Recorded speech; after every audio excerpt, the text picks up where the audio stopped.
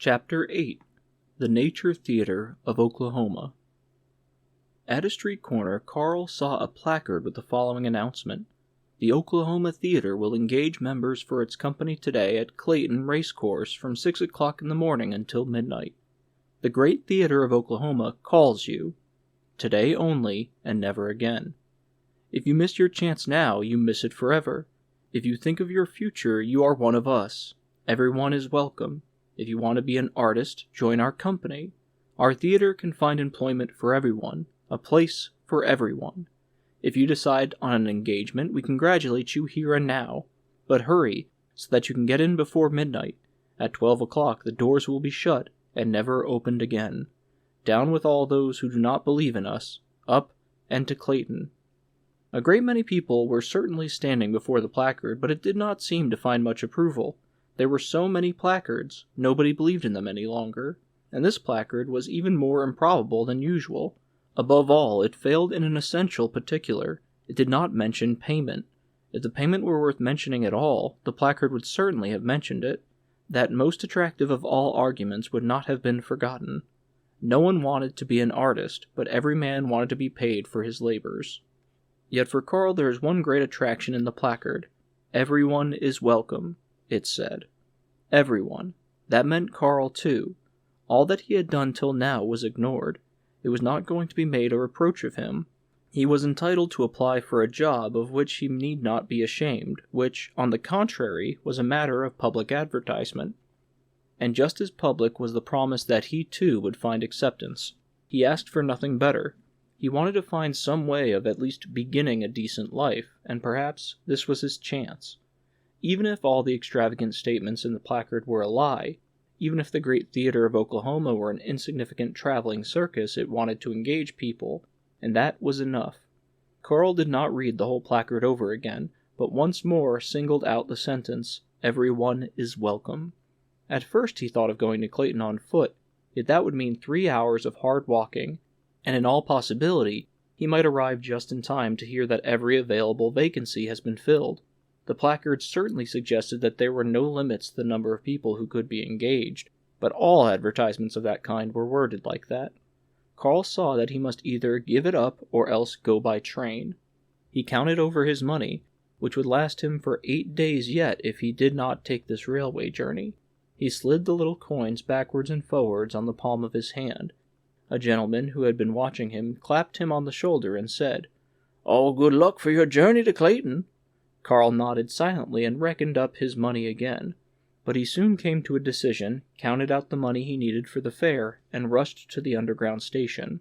When he got out to Clayton, he heard at once the noise of many trumpets. It was a confused blaring. The trumpets were not in harmony, but were blown regardless of each other. Still, that did not worry Carl. He took it rather as a confirmation of the fact that the Theater of Oklahoma was a great undertaking. But when he emerged from the station and surveyed the layout before him, he realized that it was all on a much larger scale than he could have possibly conceived, and he did not understand how any organization could make such extensive preparations merely for the purpose of taking on employees. Before the entrance to the race course, a long, low platform had been set up, on which hundreds of women dressed as angels in white robes with great wings on their shoulders were blowing on long trumpets that glittered like gold. They were not actually standing on the platform, but were mounted on separate pedestals, which could not, however, be seen, since they were completely hidden by the long flowing draperies of the robes. Now, as the pedestals were very high, some of them quite 6 feet high, these women looked gigantic, except that the smallness of their heads spoiled a little of the impression of the size, and their loose hair looked too short and almost absurd hanging between the great wings and framing their faces. To avoid monotony, the pedestals were of all sizes. There were women quite low down, not much over life-size, but beside them others soared to such a height that one felt the slightest gust of wind could capsize them, and all these women were blowing their trumpets. There were not many listeners. Dwarfed by comparison with these great figures, some 10 boys were walking about before the platform and looking up at the women. They called each other's attention to this one or that, but seemed to have no idea of entering and offering their services. Only one older man was to be seen. He stood a little to one side. He had brought his wife with him, and a child in a perambulator. The wife was holding the perambulator with one hand, and with the other supporting herself on her husband's shoulder. They were clearly admiring the spectacle, but one could see all the same that they were disappointed. They too had apparently expected to find some sign of work, and this blowing of trumpets confused them. Carl was in the same position. He walked over to where the man was standing, listening for a little to the trumpets, and then said, "Isn't this the place where they are engaging people for the theater of Oklahoma?" "I thought so too," said the man, "but we've been waiting here for an hour and heard nothing but these trumpets. There's not a placard to be seen, no announcers, nobody anywhere to tell you what to do." Carl said, "Perhaps they're waiting until more people arrive. There are really very few here." "Possibly," said the man, and they were silent again. Besides, it was difficult to hear anything through the din of the trumpets. But then the woman whispered to her husband. He nodded, and he called at once to Carl. "Couldn't you go into the race course and ask where the workers are being taken on?" "Yes," said Carl, "but I would have to cross the platform among all the angels." "Is that so very difficult?" asked the woman. She seemed to think it an easy path for Carl, but she was unwilling to let her husband go. "All right," said Carl, "I'll go." "That's very good of you," said the woman, and both she and her husband took Carl's hand and pressed it. The boys all came rushing up to get a near view of Carl climbing the platform. It was as if the woman redoubled their efforts on the trumpets as a greeting to the first applicant. Those whose pedestals Carl's had to pass actually took their trumpets from their mouths and leaned over to follow him with their eyes. On the other side of the platform, Carl discovered a man walking restlessly up and down, obviously only waiting for people so as to give them all the information they might desire. Carl was just about to accost him when he heard someone calling his name above him. "Carl!" cried an angel. Carl looked up and in delighted surprise began to laugh. It was Fanny. "Fanny?" he exclaimed, waving his hand. "Come up here!" cried Fanny. "You're surely not going to pass me like that!" And she parted her draperies so that the pedestal and a little ladder leaning up to it became visible. "Is one allowed to go up?" asked Carl. "Who can forbid us to shake hands?" cried Fanny, and she looked round indignantly, in case anyone might be coming to intervene, but Carl was already running up the ladder. "Not so fast!" cried Fanny. "The pedestal and both of us will come to grief." But nothing happened. Carl reached the top in safety. "Just look," said Fanny, after they had greeted each other. "Just look what a job I've got." "It's a fine job," said Carl, looking round him. All the women near had noticed him and begun to giggle. "You're almost the highest of them all," said Carl, and he stretched out his hand to measure the height of the others. "I saw you at once," said Fanny, "as soon as you came to the station, but I'm in the last row here. Unfortunately, nobody can see me and I couldn't shout either.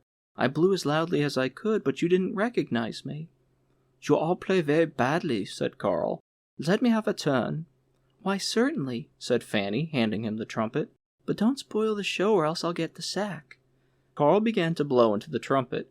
He had imagined it was a roughly fashioned instrument intended merely to make a noise, but now he discovered that it was an instrument capable of almost any refinement of expression. If all the instruments were of the same quality, they were being very ill used. Paying no attention to the blaring of the others, he played with all the power of his lungs an air which he had once heard in some tavern or other. He felt happy at having found an old friend, and at being allowed to play a trumpet as a special privilege, and at the thought that he might likely get a good post very soon. Many of the women stopped playing to listen. When he suddenly broke off, scarcely half the trumpets were in action, and it took a little while for the general din to work up to full power again. "But you are an artist," said Fanny when Carl handed her the trumpet again. "Asked to be taken on as a trumpeter." "Are men taken on for it too?" said Carl. "Oh yes," said Fanny. "We play for 2 hours, then we're relieved by men who are dressed as devils. Half of them blow, the other half beat on drums. It's very fine, but the whole outfit is just as lavish. Don't you think our robes are beautiful? And the wings." She looked down at herself. "Do you think," asked Carl, "that I'll get a job here too?" "Most certainly," said Fanny. "Why, it's the greatest theater in the world. What a piece of luck that we're to be together again. All the same, it depends on what job you get, for it would be quite possible for us not to see each other at all, even though we were both engaged here." "Is the place really so big as that?" asked Carl. "It's the biggest theater in the world," Fanny said again. "I haven't seen it myself, I admit, but some of the other girls here who have been in Oklahoma already say that there are almost no limits to it. But there aren't many people here, said Carl, pointing down at the boys and the little family. That's true, said Fanny, but consider that we pick up people in all the towns, that our recruiting outfit here is always on the road, and that there are ever so many of these outfits. Why, has the theater not opened yet? Asked Carl. Oh yes, said Fanny. It's an old theater, but it's always being enlarged. I'm surprised, said Carl, that more people don't flock to join it. Yes, said Fanny. It's extraordinary. Perhaps, said Carl. This display of angels and devils frightens people off more than it attracts them. What made you think of that? Said Fanny. But you may be right. Tell that to our leader, perhaps it might be helpful. Where is he? Asked Carl. On the race course, said Fanny. On the umpire's platform. That surprises me too, said Carl. Why a race course for engaging people? Oh, said Fanny. We always make great preparations in case there should be a great crowd. There's lots of space on a race course, and in all the stands where the bets are laid on ordinary days, offices are set up to sign on recruits. There must be 200 different offices there. But, cried Carl, has the theater of Oklahoma have such a huge income that it can maintain recruiting establishments to that extent? What does that matter to us? Said Fanny. But you'd better go now, Carl, so that you don't miss anything. I must begin to blow my trumpet again. Do your best to get a job in this outfit, and come and tell me at once. Remember that I'll be waiting very impatiently for the news. She pressed his hand, warned him to be cautious in climbing down, set the trumpet to her lips again, but did not blow until she saw Carl safely on the ground. Carl arranged the robe over the ladder again, as it had been before. Fanny nodded her head thanks, and Carl, still considering from various angles what he had just heard, approached the man, who had already seen him up on Fanny's pedestal and had come close to it to wait for him. "You want to join us?" asked the man. "I am the staff manager of this company, and I bid you welcome." He had a slight permanent stoop as if out of politeness, fidgeted with his feet, though without moving from the spot, and played with his watch chain. "Thank you," said Carl. "I've read the placard your company put out, and I have come here as I was requested." "Quite right," said the man appreciatively. "Unluckily, there aren't many who do the same." It occurred to Carl that he could now tell the man that perhaps the recruiting company failed because of the very splendor of its attractions.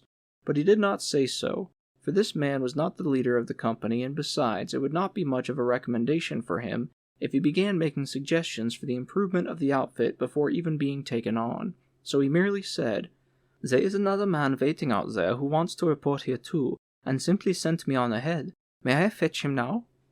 "Of course," said the man. "The more the better." "He has a wife with him too, and a small child in a perambulator. Are they to come too?" "Of course," said the man, and he seemed to smile at Carl's doubts. "We can use all of them." "I'll be back in a minute," said Carl, and he ran back to the edge of the platform. He waved to the married couple and shouted that everybody could come.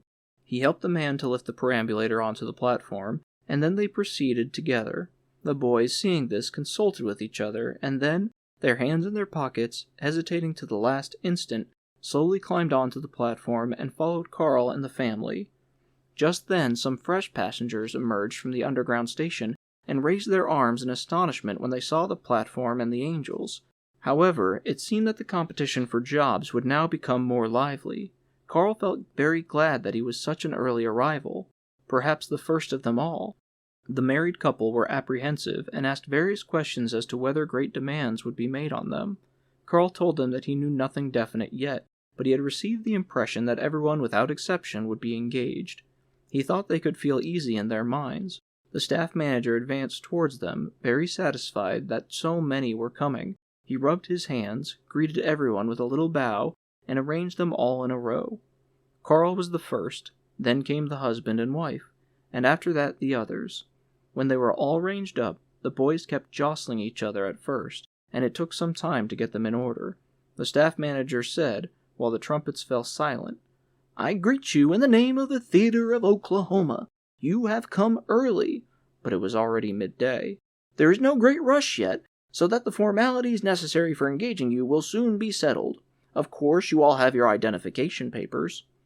The boys at once pulled papers out of their pockets and flourished them at the staff manager. The husband nudged his wife, who pulled out a whole bundle of papers from under the blankets of the perambulator, but Carl had none. Would that prevent him from being taken on? He knew well enough from experience that with a little resolution it should be easy to get round such regulations. Very likely he would succeed. The staff manager glanced along the row, assured himself that everyone had papers, and since Carl also had stood with his hand raised, though it was empty, he assumed that in his case, too, everything was in order. "Very good," said the staff manager, with a reassuring wave of the hand to the boys, who wanted to have their papers examined at once. "The papers will now be scrutinized in the employment bureaus. As you will have seen already from our placard, we can find employment for everyone, but we must know, of course, what occupations you have followed until now, so that we can put you in the right places to make use of your knowledge." "But it's a theater," thought Carl dubiously, and he listened very intently. "We have accordingly," went on the staff manager, "set up employment bureaus in the bookmakers' booths, an office for each trade or profession. So each of you will now tell me his occupation. A family is generally registered at the husband's employment bureau. I shall then take you to the offices, where first your papers and then your qualifications will be checked by experts. It will only be a quite short examination. There's nothing to be afraid of. You will then be signed on at once and receive your further instructions. So let us begin. This first office is for engineers, as the inscription tells you. Is there perhaps an engineer here?" Carl stepped forward. He thought that his lack of papers made it imperative for him to rush through the formalities with all possible speed. He had also a slight justification in putting himself forward, for he had once wanted to be an engineer. But when the boys saw Carl reporting himself, they grew envious and put up their hands too. All of them. The staff manager rose to his full height and said to the boys, "Are you engineers?" Their hands slowly wavered and sank, but Carl stuck to his first decision. The staff manager certainly looked at him with incredulity, for Carl seemed too wretchedly clad and also too young to be an engineer, but he said nothing further, perhaps out of gratitude because Carl, at least in his opinion, had brought the applicants in. He simply pointed courteously towards the office and Carl went across to it, while the staff manager turned to the others. In the Bureau for Engineers, two gentlemen were sitting at either side of a rectangular counter comparing two big lists which lay before them. One of them read, while the other made a mark against names in his list. When Carl appeared and greeted them, they laid aside the list at once and brought out two great books which they flung open. One of them, who was obviously only a clerk, said, "Please give me your identity papers." "I'm sorry to say that I haven't got them with me," said Carl. "He hasn't got them with him," said the clerk to the other gentleman, at once writing down the answer in his book. "Are you an engineer?" thereupon asked the other man, who seemed to be in charge of the bureau. "I'm not an engineer yet," said Carl quickly, "but—" "Enough," said the gentleman still more quickly. "In that case you don't belong to us. Be so good as to note the inscription." Carl clenched his teeth, and the gentleman must have observed that, for he said, "There's no need to worry. We can employ everyone." And then he made a sign to one of the attendants who were lounging about idly between the barriers. "Lead this gentleman to the Bureau for Technicians." The attendant interpreted the command literally and took Carl by the hand. They passed a number of booths on either side. In one, Carl saw one of the boys, who had already been signed on, and was gratefully shaking hands with the gentleman in charge. In the bureau to which Carl was now taken, the procedure was similar to that in the first office, as he had seen before, except that they now dispatched him to the Bureau for Intermediate Pupils, when they had heard that he attended an intermediate school. But when Carl confessed there that it was a European school he had attended, the officials refused to accept him and had him conducted to the Bureau for European Intermediate Pupils. It was a booth on the outer verge of the course, not only smaller but also humbler than all the others. The attendant who conducted him there was furious at the long pilgrimage and then repeated rebuffs, for which in his opinion Carl alone bore the blame. He did not wait for the questioning to begin, but went away at once. So this bureau was probably Carl's last chance. When Carl caught sight of the head of the bureau, he was almost startled at his close resemblance to a teacher who was presumably still teaching in the school at home. The resemblance, however, as immediately appeared, was confined to certain details. But the spectacles resting on the man's broad nose, the fair beard as carefully tended as a prize exhibit, the slightly rounded back, and the unexpectedly loud, abrupt voice held Carl in amazement for some time. Fortunately, he had not to attend very carefully, for the procedure here was much simpler than in the other offices. A note was certainly taken of the fact that his papers were lacking, and the head of the bureau called it an incomprehensible piece of negligence. But the clerk, who seemed to have the upper hand, quickly glossed it over, and after a few brief questions by his superior, while that gentleman was just preparing to put some more important ones, he declared that Carl had been engaged. The head of the bureau turned with open mouth upon his clerk, but the clerk made a definite gesture with his hand, said, "Engaged," and at once entered the decision in his book. Obviously, the clerk considered a European intermediate pupil to be something so ignominious so that anyone who admitted to being one was not worth disbelieving.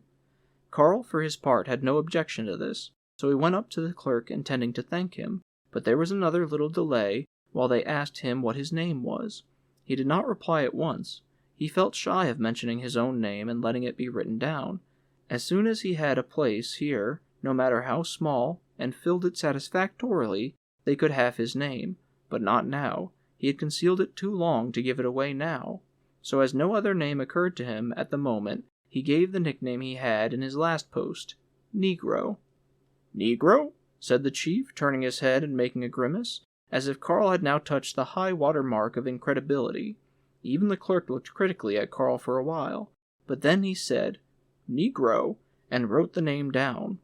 "But certainly you haven't written down Negro," the chief shouted at him. "Yes, Negro," said the clerk calmly, and waved his hand, as if his superior should now continue the proceedings.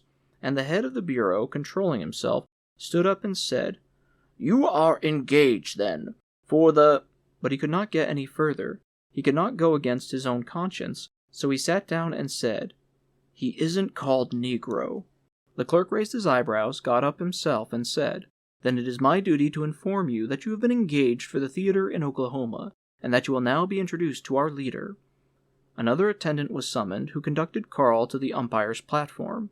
At the foot of the steps, Carl caught sight of the perambulator, and at that moment the father and the mother descended, the mother with the baby on her arm.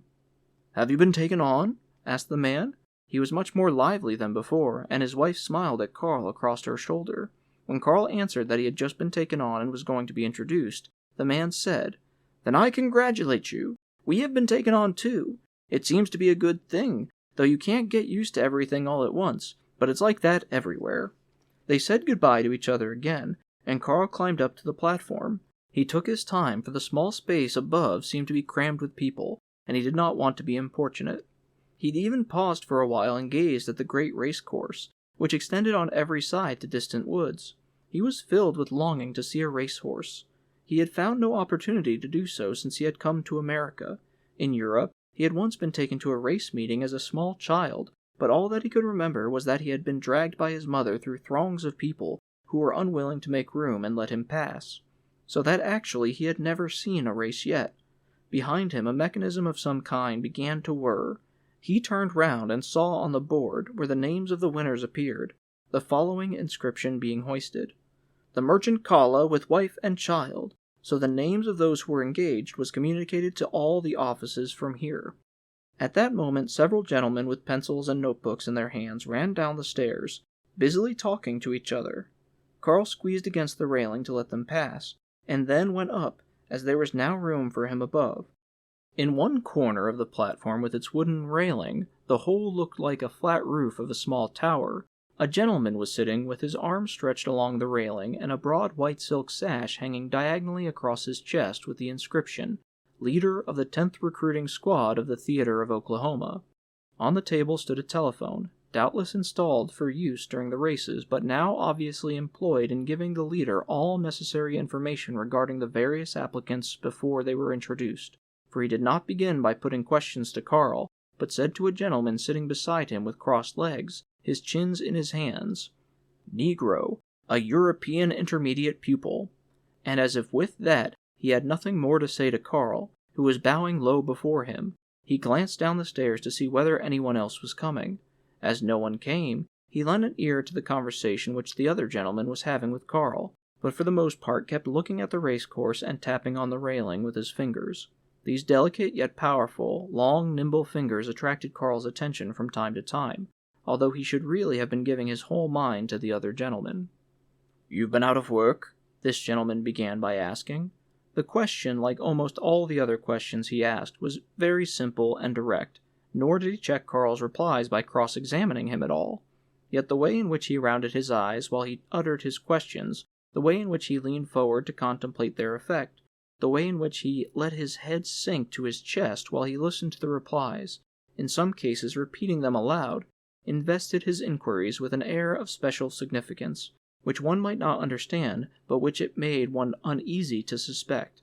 Many times Carl felt impelled to take back the answer he had given and substitute another which might find more approval, but he always managed to refrain, for he knew what a bad impression such shilly-shallying was bound to make, and how little he really understood for the most part the effect of his answers. Besides, his engagement seemed to be already decided upon, and the consciousness of that gave him support. To the question whether he had been out of work, he replied with a simple yes. "Where were you engaged last?" the gentleman asked next. Carl was just about to answer when the gentleman raised his first finger and repeated again, "Last." As Carl had understood the question perfectly well, he involuntarily shook his head to reject the confusing additional remark, and answered, "In an office." This was the truth, but if the gentleman should demand more definite information regarding the kind of office, he would have to tell lies. However, the necessity did not arise, for the gentleman asked a question which it was quite easy to answer with perfect truth. "Were you satisfied there?" "No!" exclaimed Carl, almost before the question was finished. Out of the corner of his eye he could see the leader was smiling faintly. He regretted the impetuosity of his exclamation, but it was too tempting to launch that "no," for during all his last term of service his greatest wish had been that some outside employer of labor might come in and ask him that very question. Still, his negative might put him at another disadvantage if the gentleman were to follow it up by asking why he had not been satisfied, but he asked instead, "For what kind of post do you feel you are best suited?" This question might contain a real trap, for why was it put at all, since he had already been engaged as an actor? But although he saw the difficulty, he could not bring himself to say that he felt particularly suited for the acting profession, so he evaded the question and said, at the risk of appearing obstructive, "I read the placard in the town, and it said that you could employ anyone. I came here." "We know that," said the gentleman, showing by his ensuing silence that he insisted on an answer to the question. "I have been engaged as an actor," said Carl hesitantly, to let the gentleman see that he found himself in a dilemma. "Quite so," said the gentleman, and fell silent again. "No," said Carl, and all his hopes of being settled in a job began to totter. "I don't know whether I'm capable of being an actor, but I shall do my best and try to carry out all my instructions." The gentleman turned to the leader. Both of them nodded.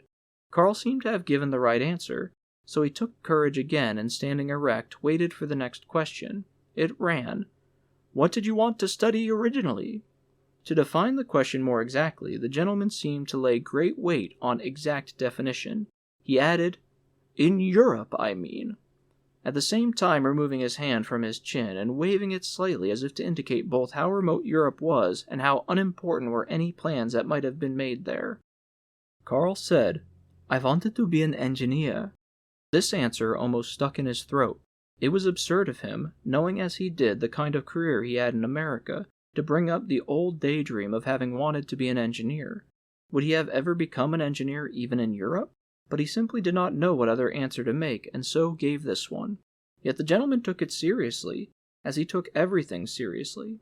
"Well, you can't turn into an engineer all at once," he said, "but perhaps it would suit you for the time being to be attached to some minor technical work." "Certainly," said Carl. He was perfectly satisfied. True, if he accepted the offer, he would be transferred from the acting profession to the lower status of technical laborer, but he really believed that he could be able to do more justice to himself at technical work. Besides, he kept on telling himself, it was not so much a matter of the kind of work as establishing oneself permanently somewhere. "Are you strong enough for heavy work?" asked the gentleman. "Oh, yes," said Carl. At that, the gentleman asked Carl to come nearer and felt his arm. "He's a strong lad," he said then, pulling Carl by the arm towards the leader. The leader nodded smilingly, reached Carl his hand without changing his lazy posture, and said, "Then that's all settled. In Oklahoma, we'll look into it again. See that you do honor to our recruiting squad." Carl made his bow and also turned to say goodbye to the other gentleman, but he, as if his functions were now discharged, was walking up and down the platform, gazing at the sky. As Carl went down the steps, the announcement board beside them was showing the inscription, Negro, Technical Worker. As everything here was taking an orderly course, Carl felt that after all he would not have minded seeing his real name on the board. The organization was indeed scrupulously precise, for at the foots of the steps Carl found a waiting attendant who fastened a band around his arm. When Carl lifted his arm to see what was written on the band, there, right enough, were the words, Technical Worker. But wherever he was to be taken now, he decided that he must first report to Fanny how well everything had gone. To his great sorrow, he learned from the attendant that both the angels and the devils had already left for the next town on the recruiting squad's itinerary, to act as advanced agents for the arrival of the troop next day. "What a pity," said Carl. It was the first disappointment that he had in this new undertaking. "I had a friend among the angels." "You'll see her again in Oklahoma," said the attendant, "but now come along, you're the last." He led Carl along the inner side of the platform on which the angels had been posted, but there was nothing left but the empty pedestals. Yet Carl's assumption that if the trumpeting were stopped more people would be encouraged to apply was proved wrong, for there were now no grown-up people at all before the platform, only a few children fighting over a long, white feather which had apparently fallen out of an angel's wing. A boy was holding it up in the air, while the other children were trying to push down his head with one hand and reach for the feather with the other. Carl pointed out the children, but the attendant said without looking, "Come on, hurry up. It's taken a long time for you to get engaged. I suppose they weren't sure of you." "I don't know," said Carl in astonishment, but he did not believe it. Always, even in the most unambiguous circumstances, someone could be found to take pleasure in suggesting troubles to his fellow men. But at the friendly aspect of the grandstand, which they were now approaching, Carl soon forgot the attendant's remark. For on the stand there was a long, wide bench covered with a white cloth. All the applicants who had been taken on sat on the bench below it with their backs to the race course, and were being fed. They were all happy and excited. Just as Carl, coming last, quietly took his seat, several of them were rising with upraised glasses, and one of them toasted the leader of the 10th recruiting squad, whom he called the father of all the unemployed. Someone then remarked that the leader could be seen from here, and actually the umpire's platform with the two gentlemen on it was visible at no very great distance. Now they were all raising their glasses in that direction. Carl, too, seized the glass standing in front of him, but loudly as they shouted and hard as they tried to draw attention to themselves, there was no sign on the umpire's platform that the ovation had been observed, or at least that there was any wish to observe it. The leader lounged in his corner as before. The other gentleman stood beside him, resting his chin on his hand. Somewhat disappointed, everybody sat down again. Here and there one would turn round towards the umpire's platform again, but soon they were all well occupied with the abundant food. Huge birds, such as Carl had never seen before, were carried round with many forks sticking into the crispy roasted meat. The glasses were filled with wine by the attendants. You hardly noticed it. You were busy with your plate, and a stream of red wine simply fell into your glass, and those who did not want to take part in the general conversation could look at views of the theater of Oklahoma, which lay in a pile at one end of the table and were supposed to pass from hand to hand. But few of the people troubled much about the views, and so it happened that only one of them reached Carl, who was the last in the row. Yet to judge from that picture, all the rest must have been well worth seeing. The picture showed the box reserved in the theater for the President of the United States. At first glance, one might have thought it was not a stage box, but the stage itself. So far flung was the sweep of its breastwork. This breastwork was made entirely of gold, to the smallest detail. Between its slender columns, as delicately carved as if cut out by a fine pair of scissors, medallions of former presidents were arrayed side by side. One of these had a remarkably straight nose, curling lips, and a downward-looking eye hooded beneath a full, rounded eyelid. Rays of light fell into the box from all sides and from the roof. The foreground was literally bathed in light, white but soft, while the recess of the background, behind red damask curtains, falling in changing folds from roof to floor and looped with cords, appeared like a duskily glowing empty cavern. One could scarcely imagine human figures in that box, so royal did it look. Carl was not quite wrapped away from his dinner, but he laid the photograph beside his plate and sat gazing at it. He would have been glad to look at even one of the other photographs, but he did not want to rise and pick one up himself, since an attendant had his hand resting on the pile, and the sequence probably had to be kept unbroken, so he only craned his neck to survey the table, trying to make out if another photograph were being passed along.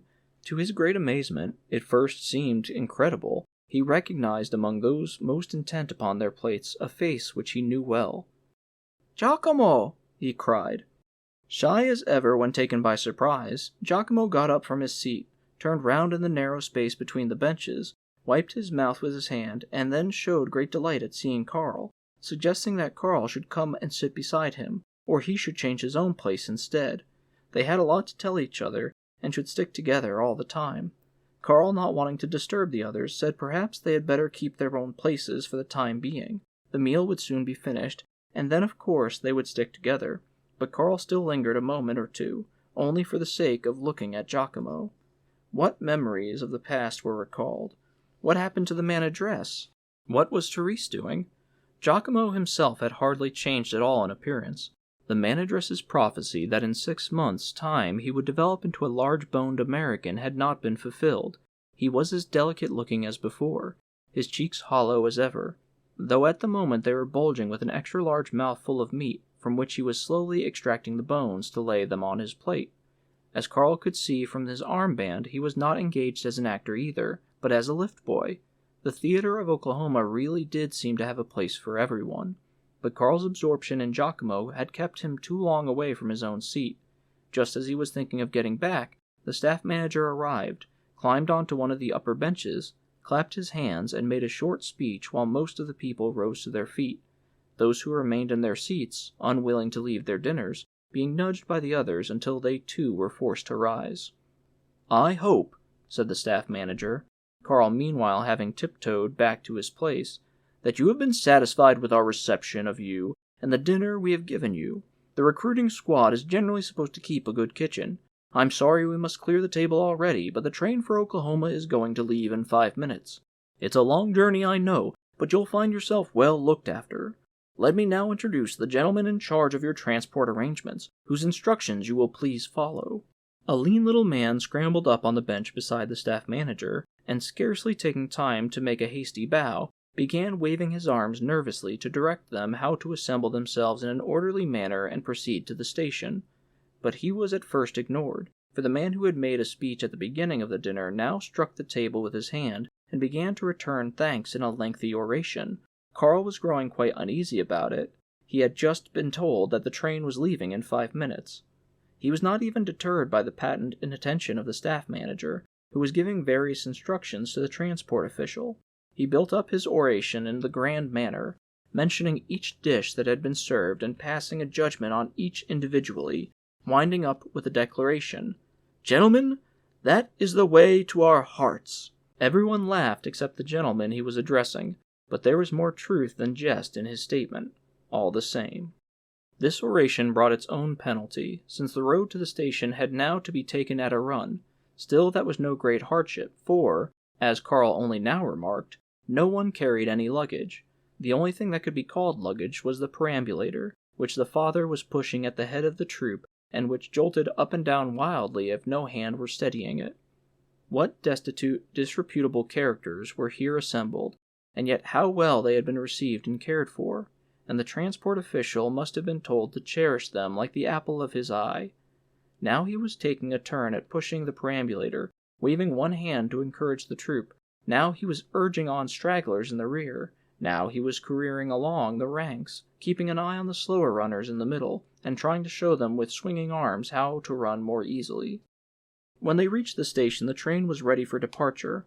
People in the station pointed out the newcomers to each other, and one heard exclamations such as, "All these belong to the theater of Oklahoma." The theater seemed to be much better known than Karl had assumed. Of course, he had never taken much interest in theatrical affairs. A whole carriage was specifically reserved for their troupe. The transport official worked harder than the guard at getting people onto it. Only when he had inspected each compartment and made a few arrangements did he get into his own seat. Karl had happened to get a window seat, with Giacomo beside him. So they sat, the two of them, close together, rejoicing in their hearts over the journey. Such a carefree journey in America they had never known. When the train began to move out of the station, they waved from the window, to the amusement of the young men opposite, who nudged each other and laughed. For 2 days and nights they journeyed on. Only now did Carl understand how huge Amerika was. Unweariedly he gazed out the window, and Giacomo persisted in struggling for a place beside him until the other occupants of the compartment, who wanted to play cards, got tired of him and voluntarily surrendered the other window seat. Carl thanked them. Giacomo's English was not easy for anyone to follow, and in the course of time, as is inevitable among fellow travelers, they grew much more friendly, although their friendliness was sometimes a nuisance, as for example, whenever they ducked down to rescue a card fallen on the floor, they could not resist giving hearty tweaks to Carl's legs or Giacomo's. Whenever that happened, Giacomo always shrieked in renewed surprise and drew his legs up. Carl attempted once to give a kick in return, but suffered the rest of the time in silence.